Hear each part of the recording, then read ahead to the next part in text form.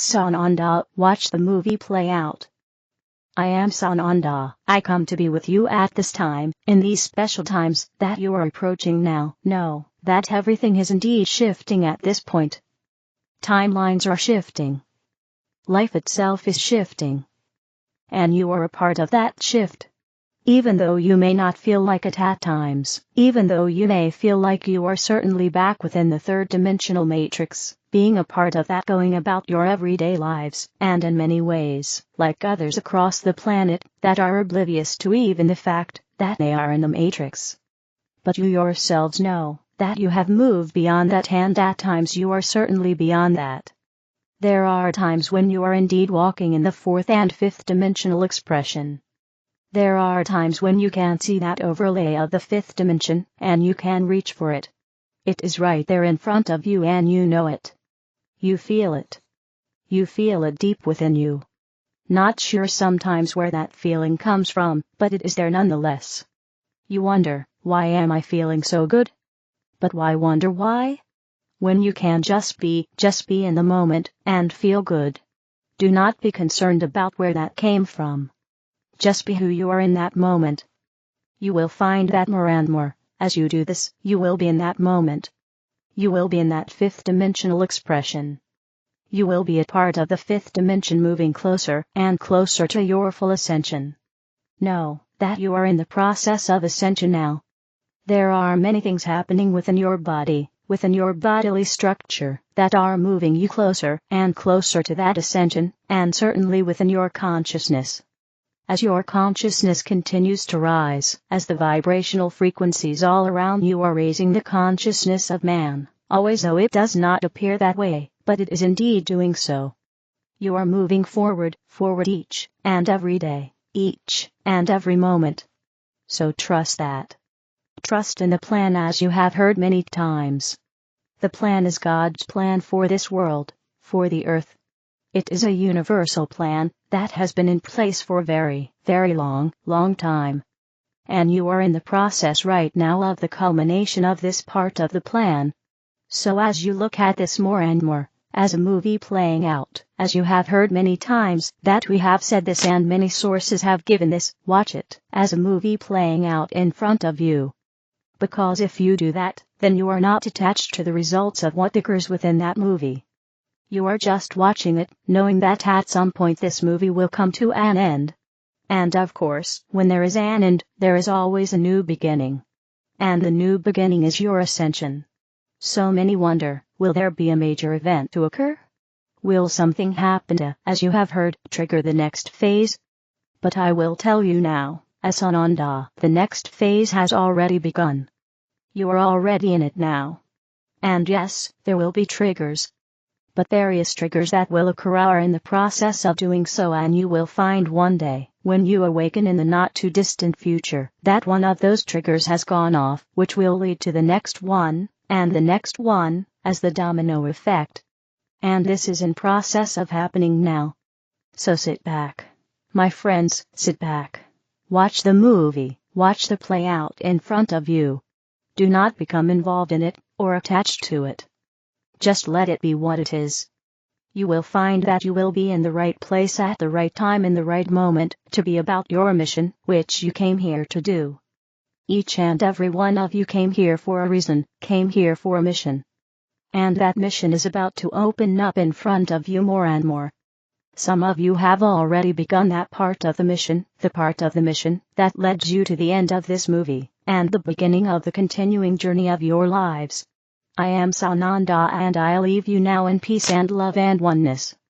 And that you continue to move forward, being in the moment, every moment that you can, being in joy in that moment, finding the joy in that moment. Because these moments, right now, are yours.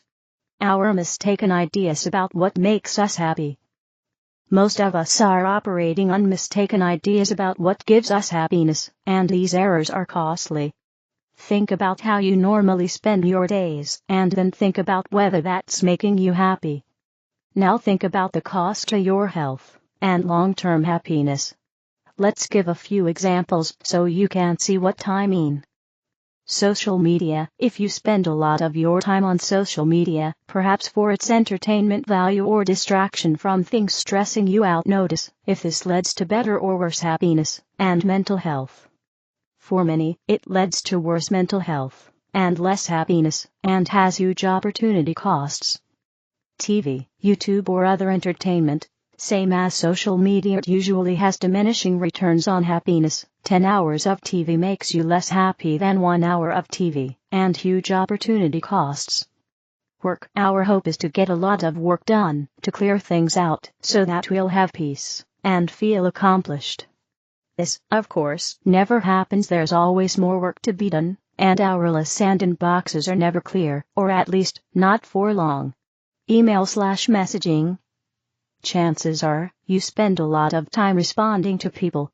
There's nothing wrong with that. Most of us need to respond to some things.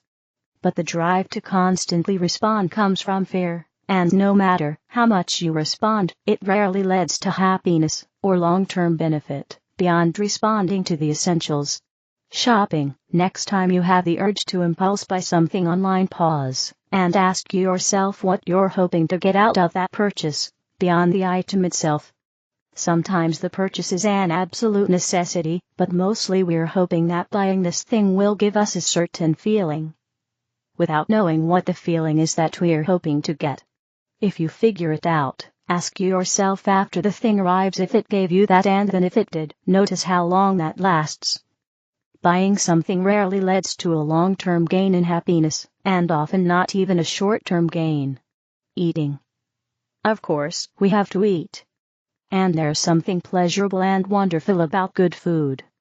But often, we are eating because of a craving or compulsion, because we think it will soothe or satisfy something. It rarely works. And it can come to the great cost of our health, if we're overdoing it. Drinking alcohol. The same goes for drinking alcohol. There's nothing wrong with it, but when it becomes a habit rather than an occasional treat, we are doing it with hopes of soothing something, or satisfying something. And that doesn't really work. Okay, if you're on board with all of that, then you might be asking, so, what does lead to happiness? There are two places to look, outwardly and inwardly. Outward happiness activities. All of the activities listed above can actually give you happiness. Eating a handful of blueberries, for example, gives me much more happiness than a large fast food meal. Doing some work, or watching a beautiful movie, or reading an inspirational social media post online, these can all lead to some happiness. The most important thing is the way that the activity is done, with full appreciation, and without needing more and more and more. If you can approach anything this way, then the outward activity can lead to happiness. That said, there are a few outward activities that I notice lead me to more happiness than most activities. Being outdoors and in nature, moving my body in a delightful way, eating healthy food, meditating, taking care of myself, connecting with others in an authentic way, expressing myself through creating, doing an act of service for others, smiling, laughing, dancing, playing. This isn't a complete list, but hopefully you can see that these are happiness-related activities. Some activities can lead to greater happiness if we fully allow them to. If we do them like we do most things, rushing through them without much appreciation, then they won't have a big effect. Inward happiness activities. In the list above of outward happiness activities, you might notice something. Many of them are related to some inward experience. And that's the most important thing. The real happiness comes from what's happening inwardly. Here are some inward activities you'll notice from the list above. Being delighted by movement, music, connecting with others, caring for yourself or others, having fun, playing, smiling, being fully in the present moment, being grateful, being appreciative, loving, feeling connected to others, yourself, or the world around you, expressing your full self. Again, this isn't a complete list. The idea is to show you the inward activities that are happening with any outward activity that lead to greater happiness. There are lots of other inward activities that don't often lead to greater happiness: judgment, complaining, needing more and more, hating, seeing the faults, hiding yourself, or shutting yourself off from the world. Not that these are bad things, they're human, and we all do them, and they're a part of the beautiful experience of living. But you might notice that when you're doing them, they don't fulfill you as much as other inward activities. From that, you might consciously practice the inward activities that lead to greater fulfillment, meaning love. How would you like to practice the collective enactments? The collective greetings, friends. We are very pleased to have this time to speak with you today. This week our writer has a few questions she would like to ask. My friends, I have a few questions for the dragon tribes, among you the white dragons, golden dragons, and those tribes connected to Archangel Michael's blue ray. The collective, they are happy to oblige.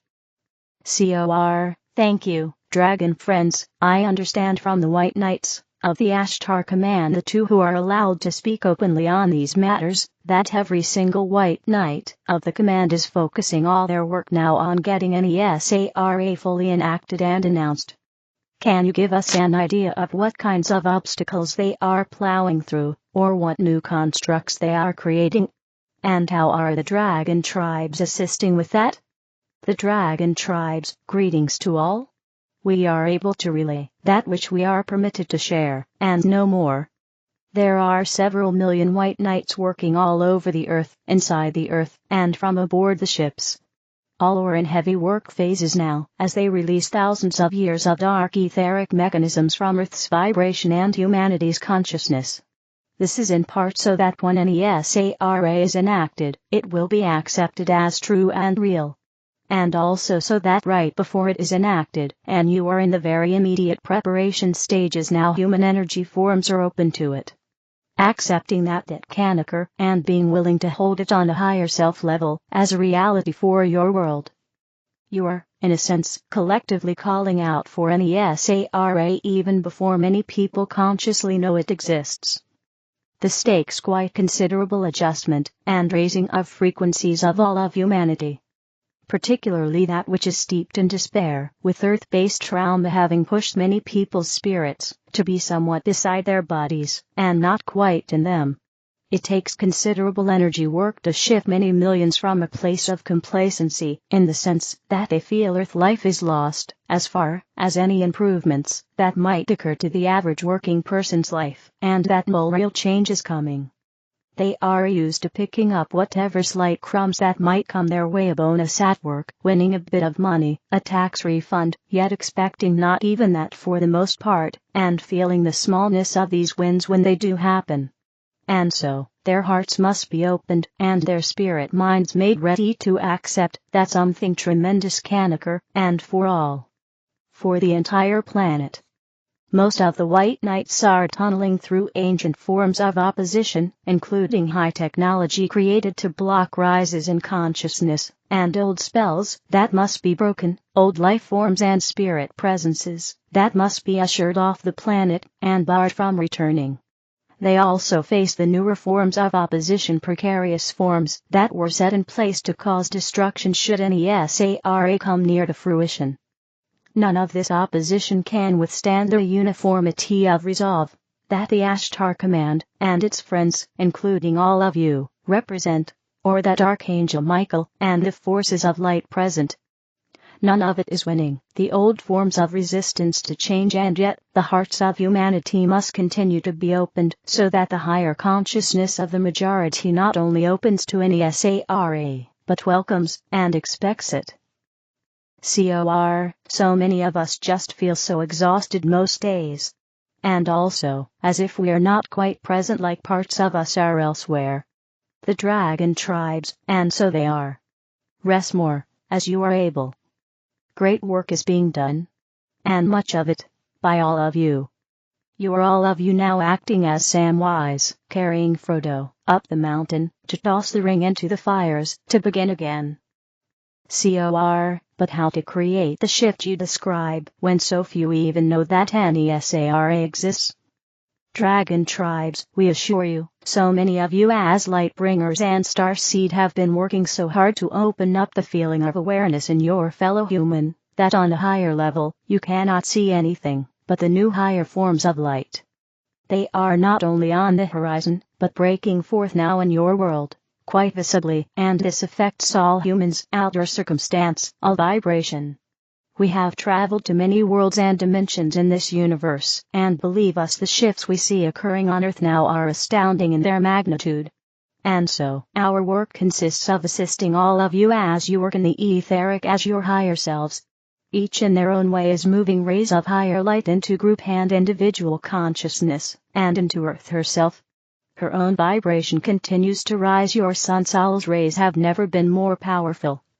And the opening of so many people's deep hidden memories of the great civilizations, such as Lemuria, the high period of Egypt, and Atlantis, as well as the higher dimensional living in inner Earth, continues to rise to the surface now.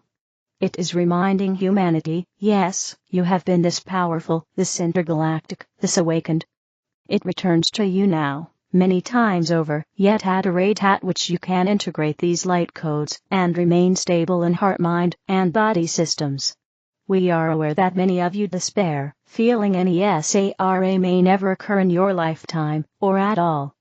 You see the scenes of devastation from the war zones, hear of or experience disaster, or extreme weather, feel intuitively that the Earth and her beings desire purity, calm, restoration, and healing. You see, or experience much emotional shock and loss, as the corrupt lower beings, controlled by the lower order, continue to appear in control, and you wonder, how can this world ever be lifted to a higher level? Yet you are also aware on a deep level, that what you see now is in no way the full story. You have inquired how we of the dragon tribes are assisting. We will say, that every tribe and every clan within a tribe receives orders first from Mother Semet, and secondarily from the commander overseeing their sector. Though all of us have access to this and other galaxies, we are considered representatives of the crystalline consciousness for our particular location in this universe. This is more a matter of vibrational resonance than physical location, though it can include that as well. And so, we fulfill those directives we are given by those whom we revere, and who are leading this quadrant into a light-based reality, and out of the great experiment in duality begun many thousands of years ago. We of the Golden Dragon tribe seek to awaken those parts of human consciousness that remember the gold frequencies.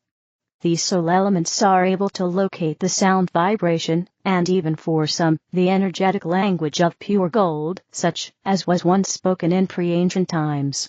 We seek also to awaken the dark to the fact that they must cross over into light-based consciousness now, or be in places not of refuge from the light, but be called into account on many levels for their crimes.